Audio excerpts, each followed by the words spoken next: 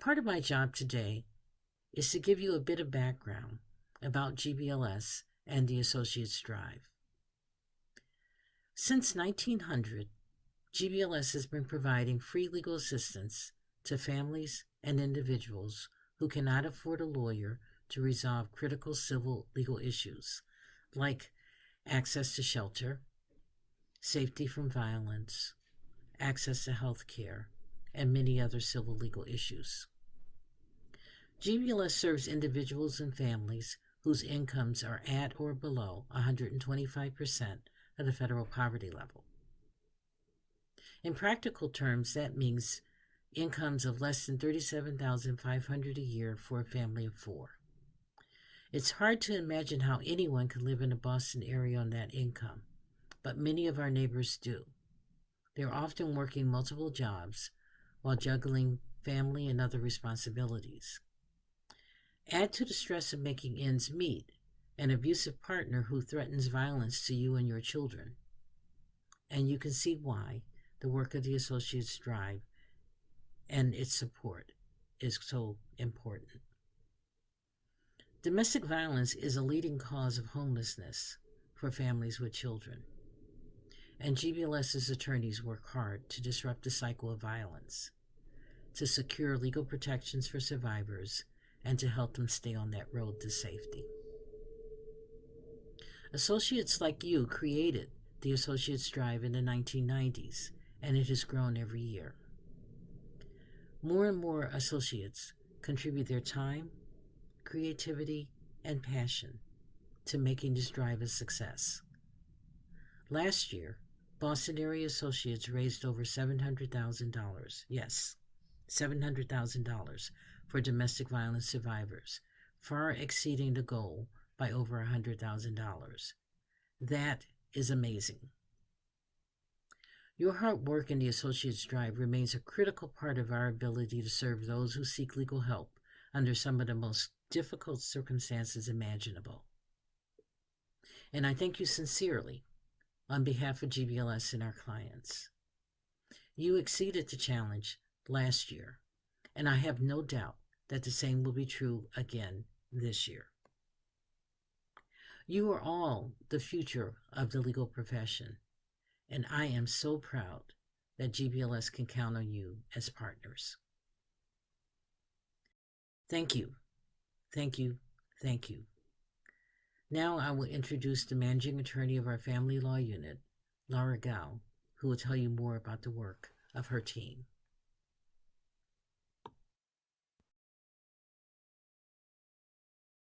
Hi all, I'm Laura Gall.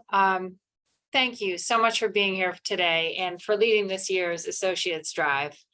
My role today is to talk to you briefly about the work that we do and why it is so important to support this work. And that's a little bit funny because, of course, none of you would be here if you didn't already appreciate the importance of the work that we do every day, and if you hadn't added to your own workloads in order to help fund us in doing this work. So it's amazing that you have chosen to take the time to do this, and I'm hoping that by giving you sort of my pitch, I'll give you food for thought and ideas for making your pitches during this campaign. And I'll start with a core concept. Our legal system is intentionally complex and nuanced so that it can consistently provide justice in context based on the facts of a particular case. And I think this is particularly true in family law. Our legal system can function very well when there are legal experts to help clients navigate. And when there are not, it struggles. It does not work well when a group of litigants consistently is lawyerless. And when that group is especially vulnerable, and when the power dynamics in those cases are especially imbalanced, as they are in domestic violence cases, navigating our legal system without the benefit of a lawyer can be disastrous. So this is where GBLS comes in with your support. Here at GBLS in the Family Law Unit, we are a group of about 20, comprised of lawyers and paralegals and 2 support staff. And we operate under 10 grants and fellowships in doing this work. The core of our work is to offer direct representation to low-income survivors of domestic abuse and contested custody issues. That's the core, but that is not enough. So in addition to this work, we have various targeted projects. We work with Rosie's Place, a program for homeless and housing insecure women. And we, in other situations, send bilingual staff out to 2 area domestic violence shelters to make sure that we are reaching some of our most vulnerable immigrant populations that might struggle to find their way to GBLS's front door. We have fellowships targeting women who are pregnant or have newborn children, in the hopes that we can help break that cycle and before it comes down to another generation of children. We have another project that you'll hear more about in a few minutes, in which we target families who are involved with the Department of Children and Families, primarily because there is domestic abuse in the house. And if we can help that client find security, both economic and physical, away from the abuser, then probably DCF is not needed and its resources could be better spent elsewhere. In addition to these targeted programs, we also do our own appellate work, and we vet and support the appellate work of other organizations. We also review proposed legislation to ensure that the needs of low-income residents are considered and protected just as those of the more fortunate among us. And so going back to why is this work so important? Again, for all the strengths of our legal system, it is undeniably a system designed for navigation by lawyers. When you think about your clients are fortunate because they have you to represent their interests. And so again, I want to say thank you for taking additional time to help ensure that other less fortunate members of our communities also have talented, dedicated lawyers to represent their interests. I think that together we are making Greater Boston a more just society, and I'm thrilled that we are able to do this in partnership with all of you.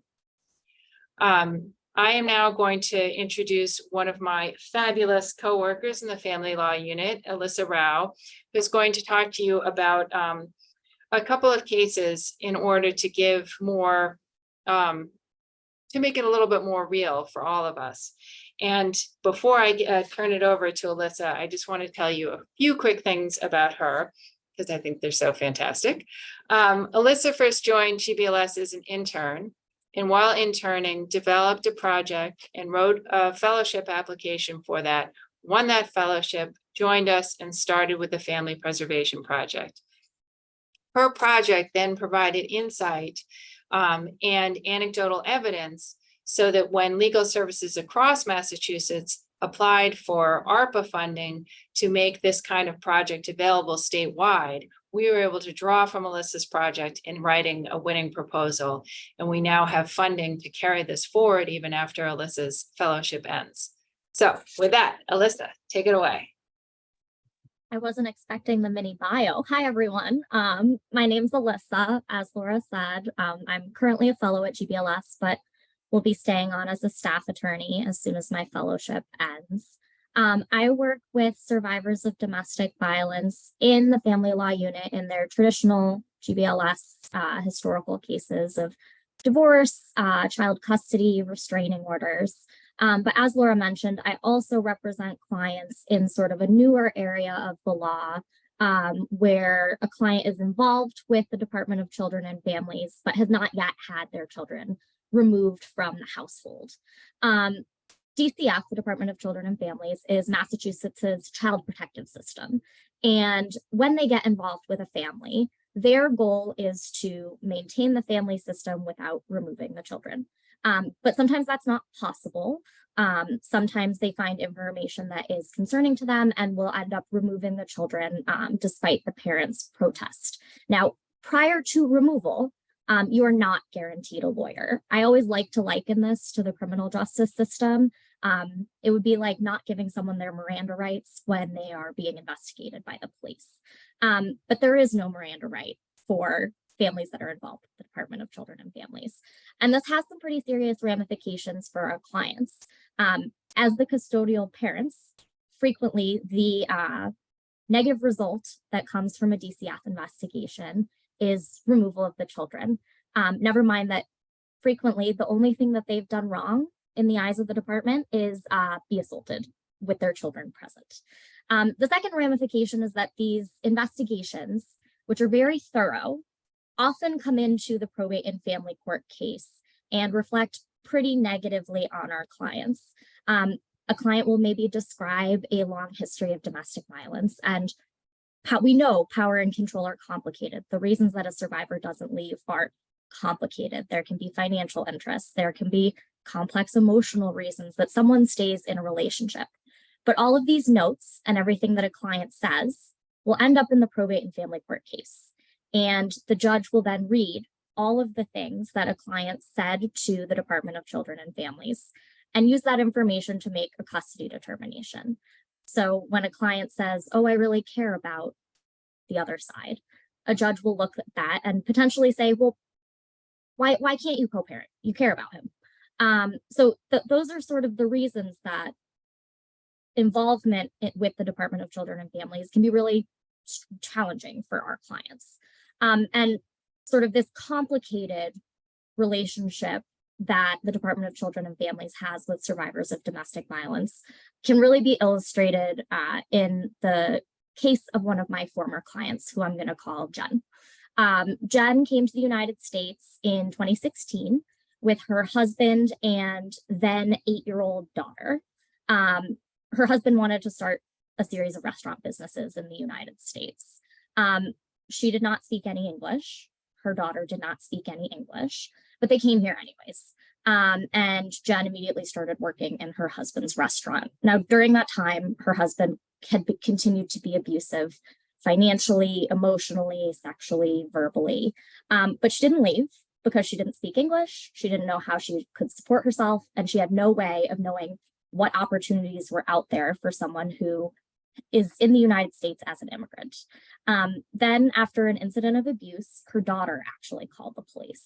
And what her daughter didn't know is that calling the police when the children are present in the home after an incident of domestic violence results in a DCF, Department of Children and Families investigation.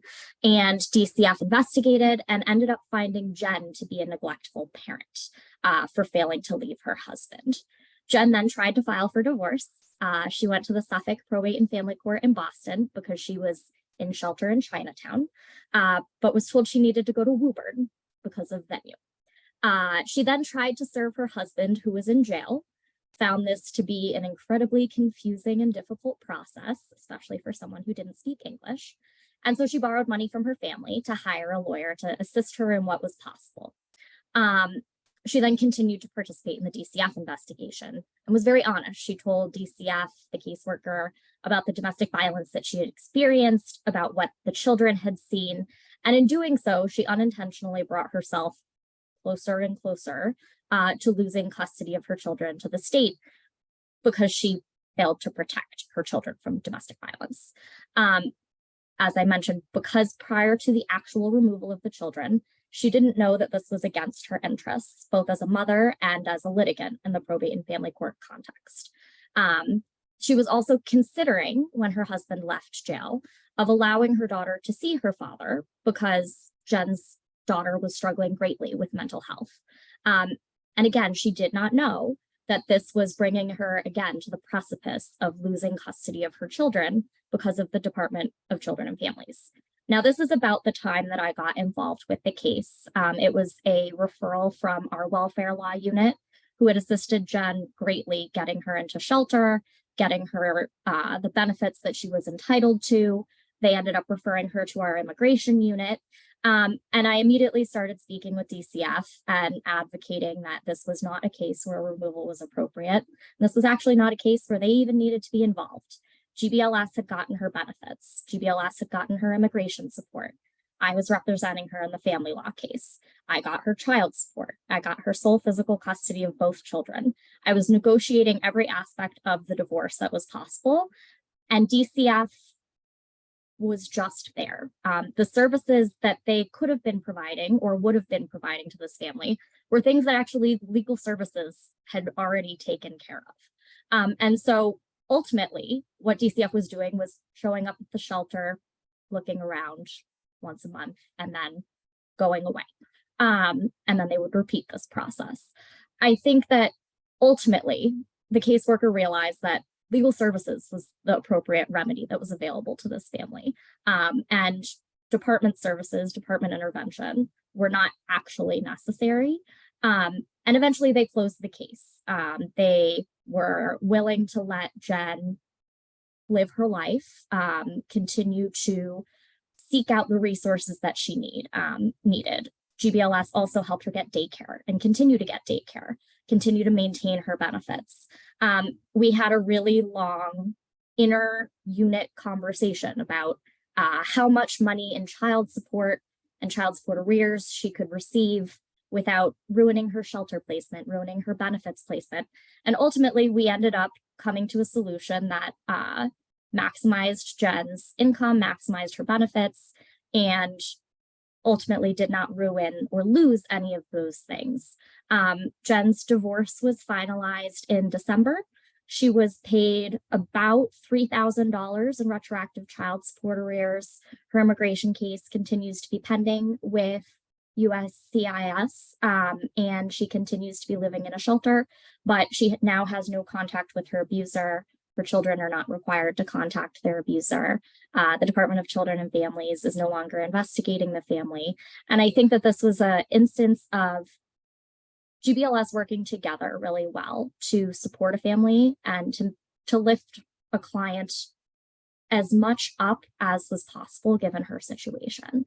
And I think that illustrates the importance of the work that attorneys at GBLS do, not just within the family law unit.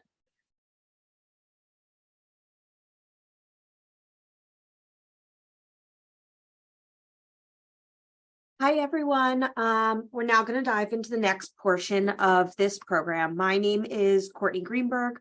I work at Burns & Levinson, and I am one of the several captains of the drive this year. Just to reiterate what Jackie shared with us all earlier, last year we raised a record-breaking $700,000. I want to be clear, the goal was not 700, the goal was not 675, it was not 650, the goal was $600,000. And, so as a result of last year's efforts, we have decided to raise the bar within reason for this year because we believe everyone can. And the goal for this year's drive, we have agreed, is going to be $650,000. We did not settle on this number lightly. This is based on past proven contributions from you all. And we believe that you guys have it in you and within your firms to reach down into people's pockets and help raise that money. Alyssa just shared examples of the type of work that this money goes towards. It helps provide attorneys and these individuals services that are needed. You will all be receiving a handbook if you have not already. And in that, it kind of will go through and give you examples of the types of work this money goes towards. Specifically, X dollars serves Y, right? And I don't have the book in front of me, but for example, maybe it's $100 contribution helps defend against a restraining order and things of that sort. And that stuff is really powerful. Given the goal is $650,000, we are not ignorant to the fact people are not just going to fork over tons and tons of money. So how do you best go about obtaining, or all of us reaching this goal? That is if you within your firms set goals. There's a lot of different ways to go about approaching raising a goal. Maybe you look at what your firm raised last year and seek to exceed it by a set dollar figure, whether that's $1,000 or whether that's $5,000 or $10,000. Maybe you previously didn't have a match and it's getting a match. Maybe it is a request to all the associates to each contribute 1 billable hour. Or if you don't think everyone can contribute 1 billable hour, calculate what it would be if every associate did contribute their billable hour. And maybe that's the goal figure that you were trying to reach as a firm. So Some people, I think you will notice, you will see as drive chairs will contribute more than their billable hours. Some will contribute less. There are people that it is hard to get them to contribute. We are not ignorant to that, right? Reach out to myself, to Twee, to Chloe, to Nate, to Lauren, to Michelle. We're here to help. We're here to help you. All of us have been doing this drive for several years. You can reach out to us individually and as a group and say, how do I get those last 5 people? I also urge you to go to, if you have a professional development person that oversees the associates, go to them, work with them, and see what you can do, or potentially department chairs, and see if they can help incentivize people to raise that goal. I have faith that we are going to hit at least $650,000 this year, if not blow it out of the park again. Maybe we can exceed 700. Who knows? But here is kicking off the drive. Next, you will be hearing from Michelle, one of my fellow co-chairs, and she will be talking to you about firm match and how to go about securing that. Great, thanks, Courtney. Hi, everyone. I'm Michelle. I'm an associate at Wolf Greenfield, and I've been a co-captain of the Wolf Greenfield team for the last few years, but I'm excited to be joining as a co-chair this year for the first time. So for this part, as Courtney said, I'm going to be talking about firm matches.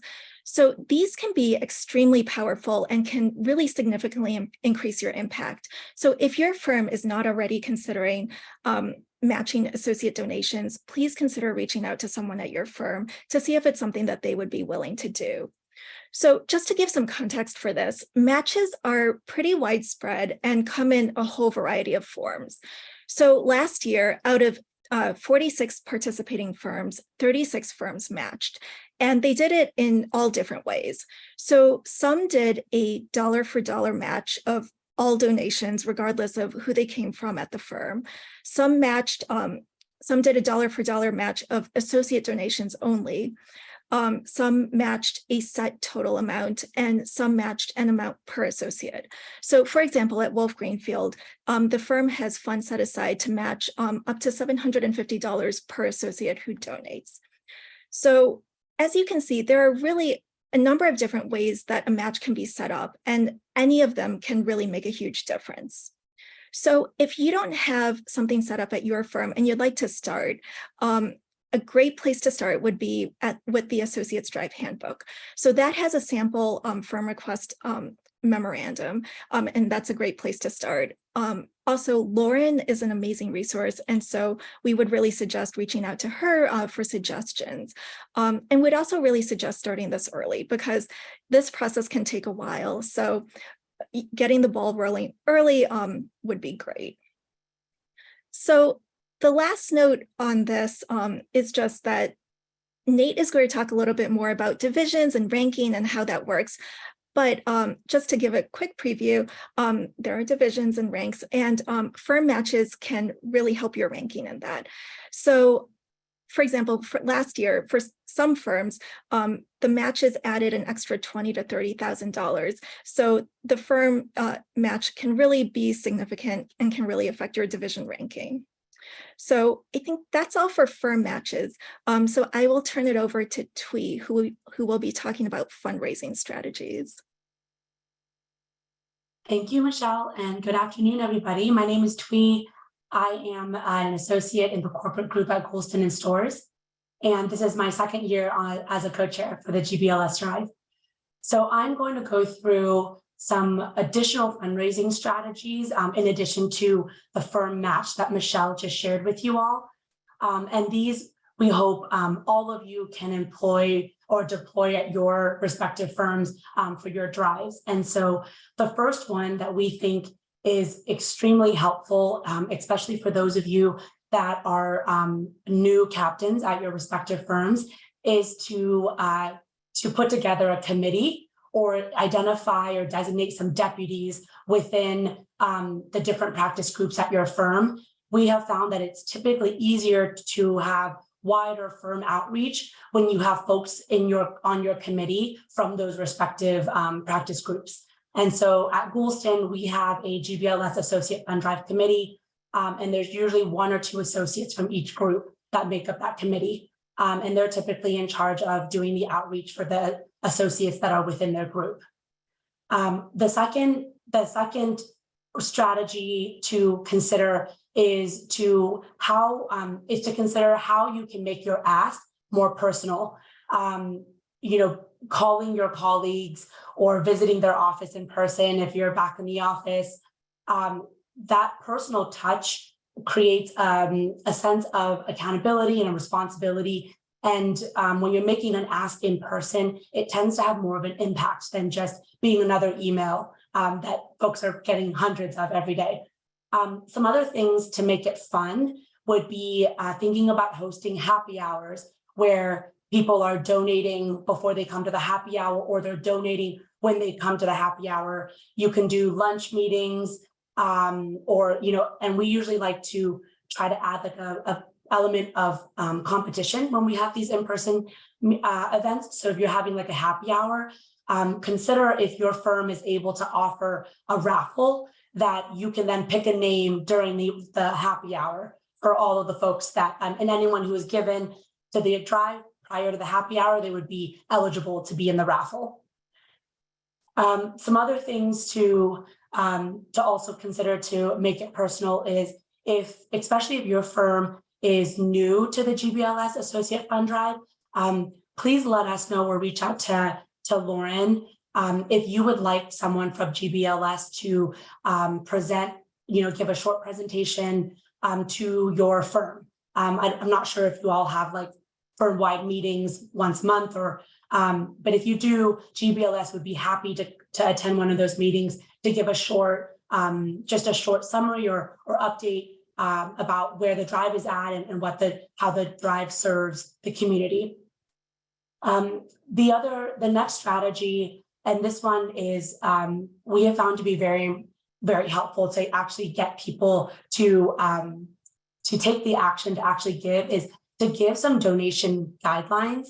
When you appeal to folks to donate, it can be very ambiguous. And people, it sounds great, but they don't think about, okay, I'm actually going to do that. So when you reach out to your firm, we recommend that you actually give some guidelines for people's donation. So you can consider asking everyone to give at their billable hour, or asking everyone to give, 10% more than what they gave last year, or at the very least for them to match what they gave last year. When you give people specific targets to hit with their donation, what you'll find is that people do reach. They want to be able to, do a little bit better. They're going to reach to hit one of those targets, and at the very least, they're going to give what they gave last year, because that's one of the targets as well. So it doesn't feel like a failure, and they're still able to participate. Another strategy is to get partners at your firm involved. In addition to the firm match, which may involve, some sort of partner buy-in. We also at Woolston, we know that there are generally from year to year partners who give to GBLS outside of the associate fund drive. So they donate individually, or they're supportive of the effort that associates are involved in. And so consider whether you would send an email to just those partners, or you can send an email to all the partners if you're brave. I'm not. I just send it to the folks that I know are supportive of the efforts. And we ask them to support the drive. And the way that it's not always money.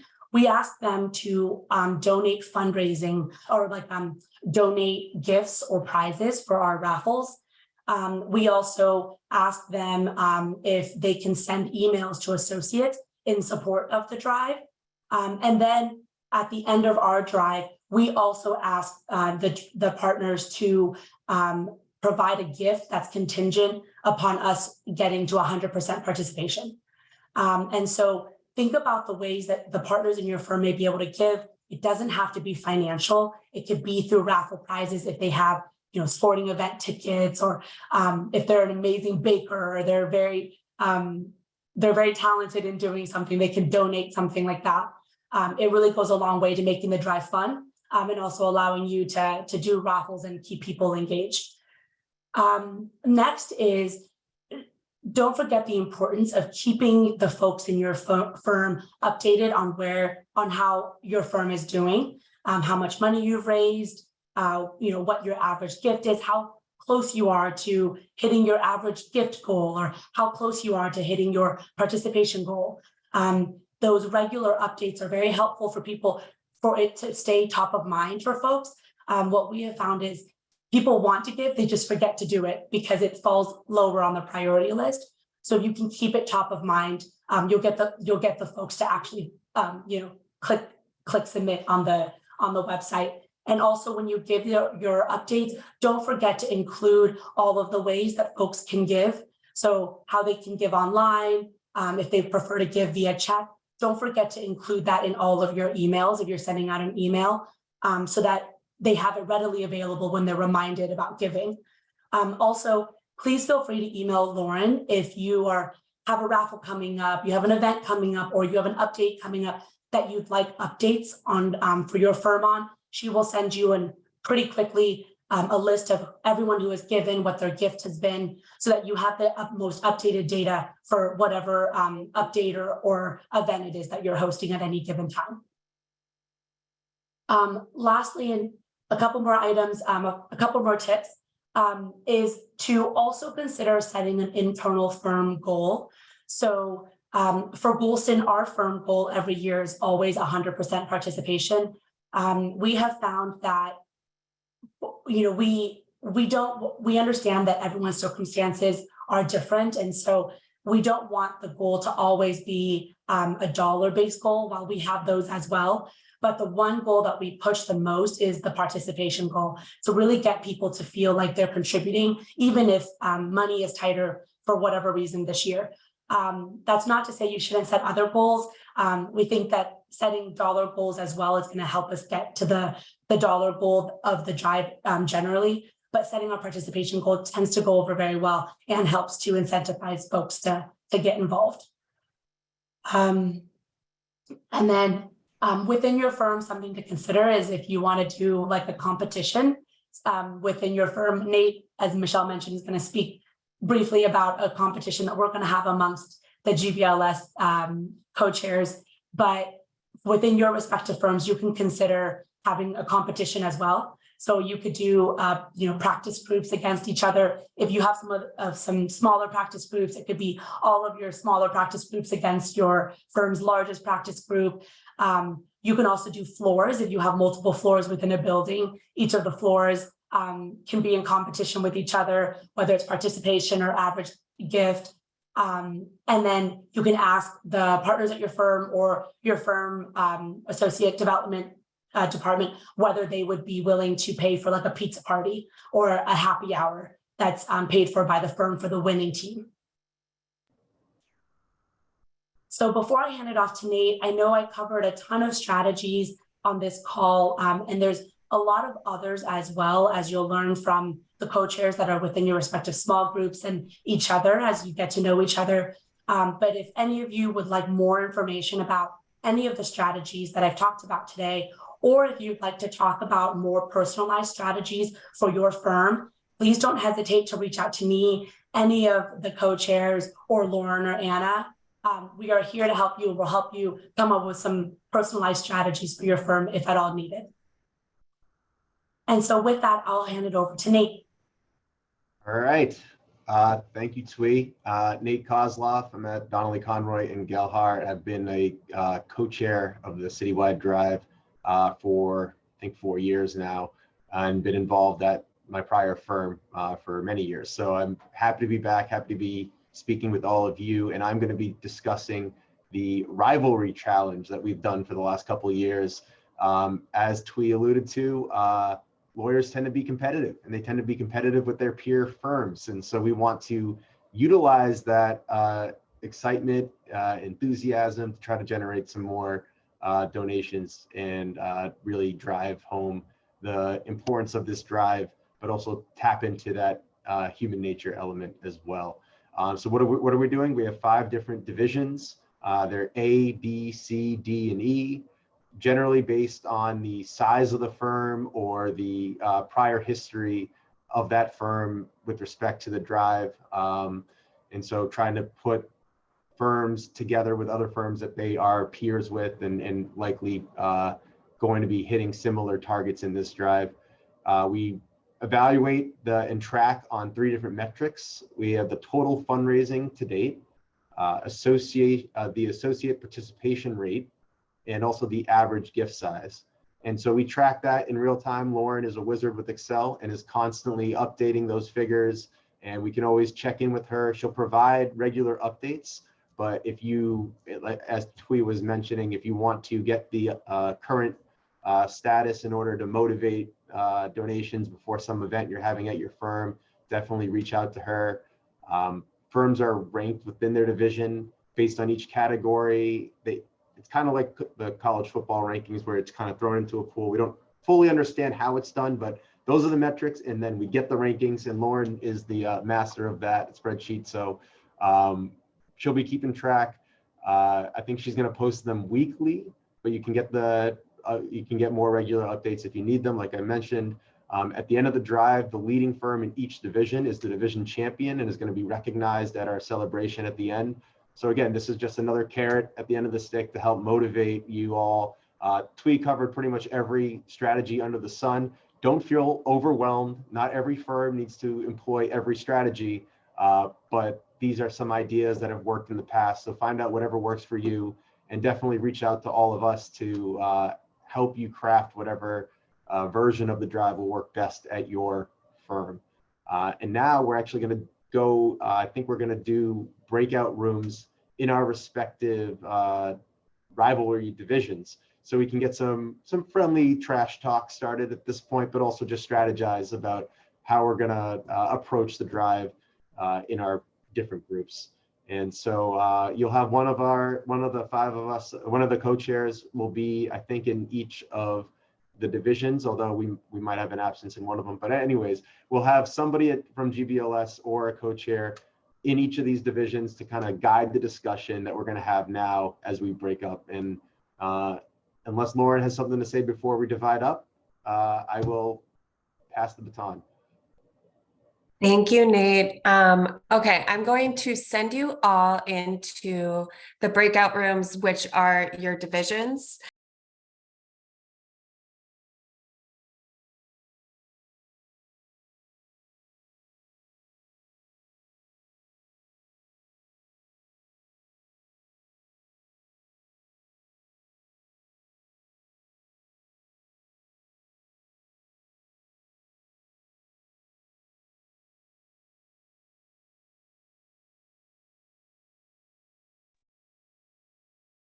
Okay, everyone. So I will start by sharing what my group spoke about. Talking about, well, my name's Courtney. I'm the division head of Group B. It's firms that have generally raised between the $12,000 and $20,000 mark. We're trying to exceed that and get some of these groups into Group A next year. And some of the things that were raised in our group was they saw a big people were really willing to give in 2020 during COVID, recognizing that there was a need to give at the time, but they saw a decline over the last 2 years and how best to maneuver that. We talked about using being back in person to your advantage to incentivize things. And given the size of the members of our group working with their professional development people to try and incentivize employees to donate and kind of getting in their face, and it's harder for people to say no to donate when you ask them in person. Hey everyone, so I was with Division A, and so we had a great mix of people who have been co-captains in previous years and people who are doing this for the first time. So we were talking about strategies that have been successful in the past. And some of the things that people talked about included, being willing to approach partners and ask them if they would be willing to, donate or participate in other ways, as Twee had mentioned earlier. And some other strategies included, sending regular emails to everyone and including all of the information to make donating as easy as possible. And also, setting various goals, like, for example, trying to have 100% of associates donating. But those were just some of the strategies that worked for our group. But that is mostly what we talked about in Division A.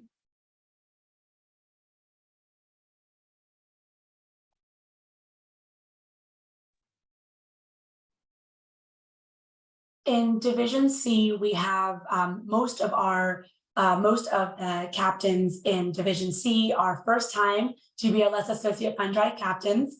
And so we had started talking about strategies that they can employ to create more of a personal touch with making more of a personal appeal to those in their firm. And so the first strategy that we had talked about or wanted to emphasize was really putting together a committee, especially if you're a first year captain, is leveraging the friends and network that you have within your firm, getting a committee together of at least one associate from each group within your firm, and using their assistance, especially if you're a first-time captain.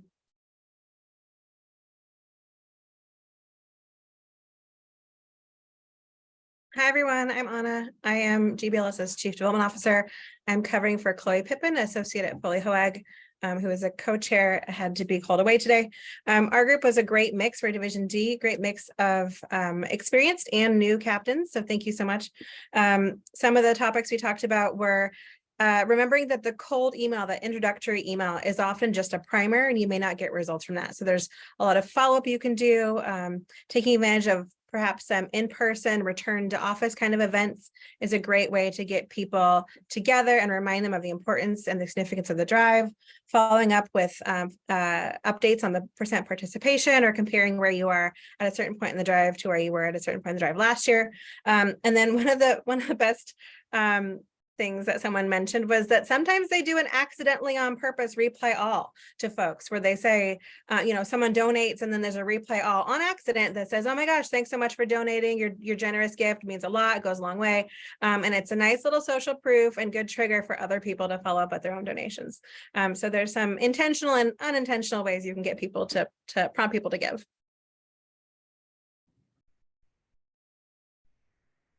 All right, and I'm Nate Kozloff. I was in Group E, and it was kind of a smaller group today, but I'll have to hound everybody who didn't make it here today. But we were discussing the benefit of an in-person ask when it's possible. People are starting to return to office, at least on predictable days, and so maybe trying to dedicate a day or two to catch everybody in the office because it's harder to ignore when you're at their door. And that's all I got.